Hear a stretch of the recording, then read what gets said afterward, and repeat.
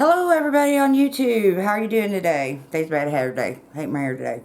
But anyway, I've got so many things I've been wanting to talk to you guys about. Because, again, this is about aging in a wheelchair. So we will talk about adult subjects. So if you have children in the room, you might want to ask them to leave right now. Because this is going to be a very private thing that we were going to talk about. So have the kids left? Okay, let's get talking.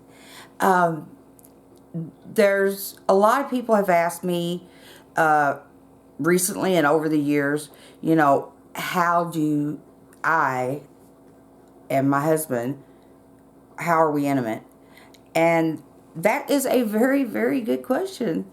When we first were together, and I don't like it when people say they never seen your wheelchair, or oh, he's so nice for being with you. In that he takes good care of you, don't he? No, I take care of myself. So, yes, he takes good care of me if I need help, but it's no more than every other couple does. You know what I'm saying? I mean, it's give and take. But recently, I had somebody ask me, did I still have sex in the wheelchair? And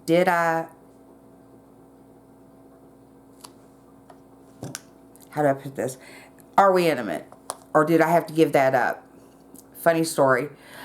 When I first got shot back in 1996, I remember 2 years later, no, 1 year later, not even 1 year, 6 months. Once I got to be able to get out on my own and visit with people, the gentleman I was seeing at the time, I remember, and I told my mom we were going to go and rent a hotel room so that we could have some privacy. And that was the first night I'd spent away from her since I'd gotten hurt. And she was like, well, I don't know how I feel about that. And I thought, well, I'm 30 years old. You're going to have to feel pretty good about that because it's going to happen.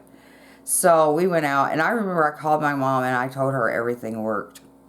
The next morning, I called her up, and I'm like, Mom, she said, what? I said, I had so much fun last night, and guess what? Everything still works. Because I'd been dating Mike for a while. It's not like we just met and went out and did this. No.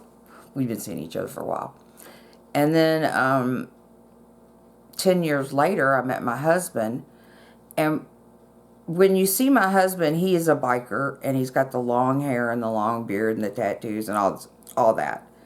And people look at us like, oh my God, what did he do to you to put you in that wheelchair? And it has nothing to do with that man. He is the sweetest thing ever, and they think that he shot me or he hurt me in some way. And they're always like, well, how did it happen? And who did that? And they look at him. I said, don't look at him. He's a good boy. And then when people ask all sorts of questions. I've had them ask, well, I guess, basically they think that he's giving up his happiness to be with me. And that's just not true. There's a lot of couples out there that are taking care of themselves just like everybody else. I do have trouble getting in and out of places, and eventually I will show you what we're going to have to do. And I drive myself. I've got a van, and I take myself places. I go get my grandkids and all that. But as far as the intimacy is concerned, we are intimate just like everybody else is. It may take us a while to get situated because of my disability, but it's no different than what you would do. And you can fill in the blanks from there. But it's just, I don't know, when you get asked that question, it's such an intimate question and it's such a personal thing. Sometimes I think, would you walk up to somebody else and just ask them something like that? Or the other day when we went to Kroger, we was walking around, and it was crowded. People stepped in front of me, and every single time without fail, they would say, oh, I'm sorry. And I said, you're number 7. 7 people done said that to me. I said, why are you sorry? I don't know. I'm just sorry I stepped in front of you. But I said, would you go over there to him and step in front of him and say, I'm sorry? She said, no. I said, I'm no different. That's all. People are so paranoid they're going to be rude. But the only rude question I get is about the intimacy. I will tell you as much as you need to know, and the rest of it, you're going to have to fill in the blanks because I'm not going to teach you. That's not my job. My job is to inform. As you get older, of course, the aging process, you're going to have problems there with the aging process. Every family goes through that. Every couple does. But, it's no big deal. You just get it done. I have one girlfriend that was shot with an AK-47 in her back. And she was so sweet. Now, growing up, she was so prissy. She's such a feminine person. She just always was. And she came in to my, I was in a rehab, in Southern Indiana rehab. My niece works there now. She works with COVID patients. And she came in, she goes, your mom says you have questions. What do you need to know? I said, well, at the time I was catheterizing myself. I said, what am I going to do if I get out and I have to pee? She goes, do what I do. You take a Ziploc bag, take your catheter, do your business in the bathroom, zip it up, and throw it in the trash. Next question. Okay. Because I didn't know. I mean, I'd never been around people in wheelchairs. I didn't know. So she said, well, what's your next question? Of course, I asked her about sex. I said, can you feel down there? She goes, no, I can't. And I said, well, how is that pleasurable for you? I don't understand. And she said she remembered what it used to feel like. And that's how she can get pleasure. Just watching her spouse be happy. And being holding each other and that intimacy. And you've got to understand, I was barely 30 years old. And being around myself, just being me at that time. I didn't know what I was doing, how I was going to do it, or if it was ever going to happen again. Because, it's hard for interabled couples to get used to each other. You got to get used to your own skin before you can get used to somebody else.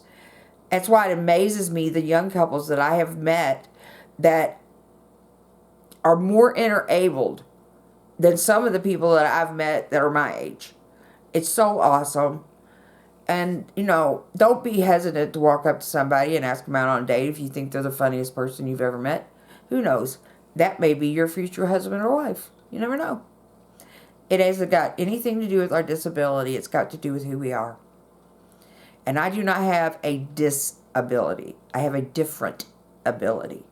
I do not do things the way everybody else does, but I sure do get it done. I'm a housewife. I take care of this house. I do laundry. I got 5 dogs now. And I take care of all that. Chickens outside. I mowed the grass years ago, but I don't mow it anymore. My next door neighbor does. But yeah, I mean, we do it just like you guys do too, but it just takes us a little longer to get there sometimes. But yeah, I openly asked you to ask me questions. I will answer them if they are not too intimate. But I feel like, with every couple, there are some things that when you shut the bedroom door, it needs to stay in the bedroom. It's between you and your spouse, and that should be sacred. And that's how I feel about that. So, but if you guys want to, you can give me a holler, and I will do the best that I can to tell you what I know. Now, that may be not my personal experience, because I've got some friends that are in wheelchairs. I've got one quadriplegic friend and a paraplegic friend, and I've got a few more people that are like that. But like I said, we're not disabled. We just have a different ability than you do. So if you have anything you need to know, let me know. I really do want this channel to help people. I don't want to just sit around and not donate something to the world. And I think I have a lot to donate. If, for whatever reason, you want to know about how I ended up in the wheelchair, how domestic violence got me, just give me a holler. I'll let you guys know that too.